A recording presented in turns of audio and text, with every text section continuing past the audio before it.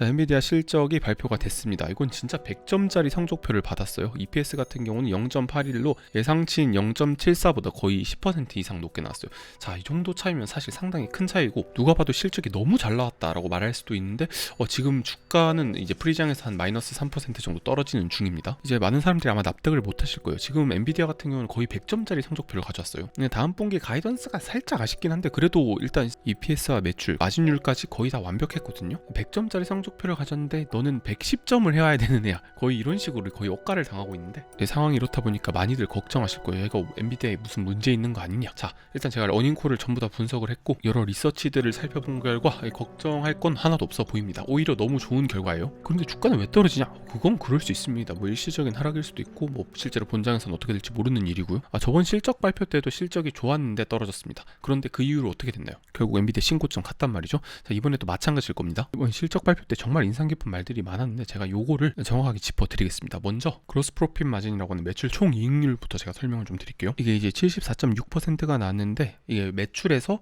원가를 뺀 가격이거든요. 쉽게 말해서 그 100만원짜리 그래픽카드 팔았을 때 이제 75만원 남는다라고 보시면 됩니다. 상당히 경이로운 수준의 이익률이에요. 자, 그런데 이번에 무슨 얘기가 나왔냐면요, 이 마진율이 내년 1분기에 70% 초반대로 떨어질 거다라는 얘기가 나왔습니다. 자, 이게 왜 그러냐면요, 블랙웰 대량 양산이 시작되잖아요. 그런데 이 대량 양산을 한다는 건 아무래도 여러 가지 시행착오들이 나오게 됩니다. 최근에 있었던 발열 이슈도 좋은 예시가 되겠죠. 뭐 사실 까놓고 보니까 이 발열 이슈는 전혀 중요하지 않은 그냥 정말 마이너한 일이었는데 매번 실적 발표 때마다 더 인포메이션이라는 언론에서 계속 이런 기사를 내는데 저는 이 의도를 알 거는 같습니다. 노이즈라고 생각하고 이런 건 걸러들어야 돼요. 다시 본론으로 돌아오자면 마진율 자체는 앞으로 살짝 낮아질 거예요. 그런데 이것도 이제 내년 하반기에는 다시 회복해서 70% 중반대까지 올라올 거라고 봅니다. 그러면은 이 마진율 하락 때문에 떨어진 거냐? 그건 아니고요. 제가 더 충격적인 내용을 알려드리겠습니다. 이거 진짜 구하기 힘든 자료인데 이거 엔비디아 측에서 고소하는 거 아닌가 싶은데, 자, 엔비디아의 AI 가속기 지금 가장 많이 팔리는 거 이제 호퍼 시리즈거든요. 이 호퍼 시리즈의 원가를 분석한 결과가 있습니다. 자, GPU 다이에서 $500, HBM 메모리에서 $500, 그다음에 COWS 패키징 하는데 $180, 그리고 뭐 기타 짜잘짜잘한 거에서 한 $1200 정도 원가가 나옵니다. 자, 여러분 원가 $1200면 하나로 한 150만 원, 160만 원 정도잖아요. 자, 이거 얼마에 파냐면요, 25,000달러에 팔리고 있습니다. 하나로 한 3,500만 원에서 거의 4천만 원. 진짜 말도 안 되죠. 거의 미쳤습니다. 그러니까 94% 이익률이거든요. 솔직히 이거 봉이 김설달도 이 정도로 바가지는 씌우지 않았을 겁니다. 괜히 실리콘에서 금을 연성한다라는 말이 있는 게 아닙니다. 정말 말도 안 되는 수치입니다. 당연히 이건 전부 다 추정치고 이제 원가에 배부되는 간접비라는 게 또 있기 때문에 그걸 고려하면 94%보다는 낮아지겠지만 그래도 정말 미쳤습니다. 이게 과연 제조업에서 나올 수 있는 수치인가 싶어요. 그리고 이 엄청난 이익률의 AI 가속기를 내년에 얼마 판다? 대략 매출로 한 200 몇십 조 정도 나올 것 같고, 이렇게 되면 영업이익도 한 150조 이상 나오겠죠? 제 생각에 내년 애플의 영업이익이 대략 한 150조 정도 될 것 같거든요. 그러니까 당장 내년만 해도 이미 애플의 영업이익을 따라잡습니다. 그런데 이제 성장률이 애플이랑 비교가 안 되게 높아요. 저는 확신해요. 내년에 별 이변이 없는 한 압도적인 시총 1위로 엔비디아가 올라올 겁니다.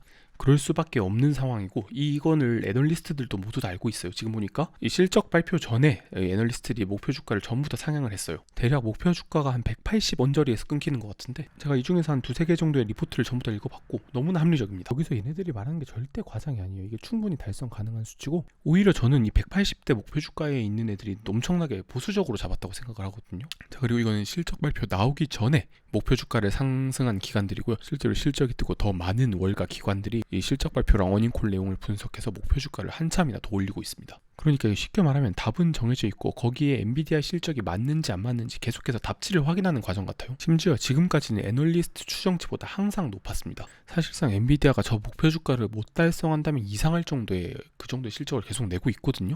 솔직히 다른 기업 같은 경우에는 이게 위아래로 왔다 갔다 하면서 시장의 예상을 완벽하게 충족시키지 못했어요. 그 어느 빅테크도 이 정도의 퍼포먼스를 보여주지 못했거든요. 그런데 엔비디아 같은 경우는 학생으로 치면 진짜 전교 1등만 한 학생입니다.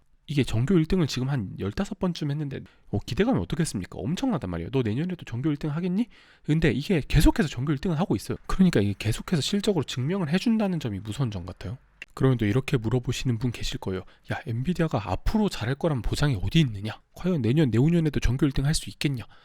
저는 할 수 있다고 봅니다. 자, 왜 그런지 제가 설명을 드릴게요. 앞으로의 반도체 시장은 이제 추론 시장이 훨씬 더 커질 거예요. 지금까지는 이제 AI를 훈련시키는 시장이 더 컸다면 이제 앞으로는 추론 시장이 훨씬 더 강해질 거예요. 자, 이게 무슨 말이냐면 여러분들 핸드폰에서 이제 애플 인텔리전스를 구동시킨다든지 아니면 여러분들 차에서 자율주행을 한다든지 이런 끝단에서 엣지 디바이스에서의 AI 추론 능력이 상당히 중요해지는 시기가 올 거예요. 실제로 이제 훈련 그래프 같은 경우는 2026년을 변곡점으로 해서 점점 수요가 떨어질 것이라고 보고 있고, 이제 추론 같은 경우는 2026년을 기점으로 확실히 더 그래프가 올라가고 있죠. 물론 이것도 훈련이 계속해서 더 앞으로 나갈 거다라는 그런 가설도 있지만 일단은 추론이 더 강해질 거라는 건 이 반도체 업계의 거의 공통적인 컨센서스에 가깝다고 봅니다. 자, 그럴 때 이제 엔비디아는 추론에서 어떤 영향을 끼칠 수 있느냐? 자, 저는 이렇게 생각합니다. 엔비디아가 추론 시장마저도 잠식할 것이다. 최근 오픈 AI에서 나온 O1이라는 새로운 LLM 모델이 있죠. 이게 지금 사실상 퍼포먼스를 치면 최고 레벨이고, 여기서 만든 논문 중에 가장 흥미로웠던 게 추론을 많이 하면 많이 할수록 더 나은 결과가 나오더라. 그리고 추론의 양이 압도적일수록 더 좋은 산출물을 만들어낸다는 말인데, 자, 여기서 또 이제 블랙웰의 장점이 발휘됩니다. 자, 이게 전작인 호퍼 DB 훈련으로는 4배 정도 늘었지만 이제 추론 능력으로는 거의 30배가 증가했어요. 예, 물론 뭐 30배 증가에 대해서도 약간 왈가왈부할 수는 있겠지만 똑같은 전력을 썼을 때 이 추론의 성능이 어마어마하게 좋아졌단 말이죠. 그러니까 이제 전력 대비 추론 성능이 그냥 비교가 안 될 정도로 좋아졌습니다.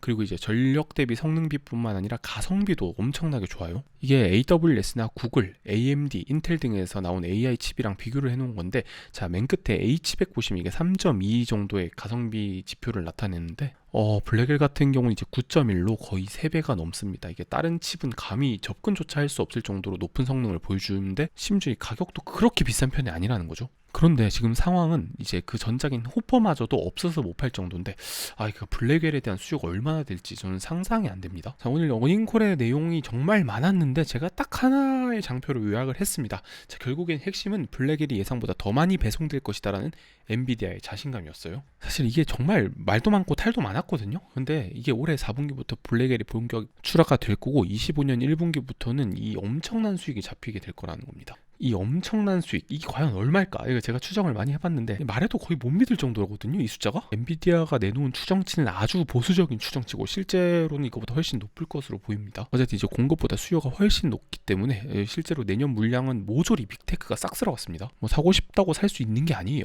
그리고 이제 여기에 공급, 이제 부족한 공급을 맞추려고 TSMC 같은 경우는 이제 코어스 패키징 생산 라인을 그냥 계속해서 증설하고 있다고 합니다. 이게 올해 초까지만 해도 한 달에 한 2만 장 정도 웨이퍼 뽑는다라고 말을 했는데, 이게 어느샌가 3만 장이 되더니 5만 장까지 나오다가 이제는 8만 장 썰이 나오고 있어요. 그러니까 예상되는 공급이 계속해서 증가되는데 이 공급을 모조리 흡수를 하고 있단 말이죠. 그것도 비싼 가격에. 자, 제가 말씀드릴 수 있는 거는 이런 기업이 전무후무합니다. 이 재무적으로도 거의 완벽하고 이 기술적으로도 완벽한 회사를 지니고 있는 기업이 엔비디아를 빼고는 논할 수가 없다. 제가 자신 있게 말씀드리는 게 거의 답지가 나와 있는 수준이에요. 이거 사실 제가 한 1년 반 정도 이 얘기하고 있는데 계속해서 엔비디아는 시장의 기대를 그 이상 충족시켜 줬습니다. 특별한 변수가 없다면 향후 1년도 아주 좋은 퍼포먼스를 보여줄 것으로 예상이 되고 있습니다.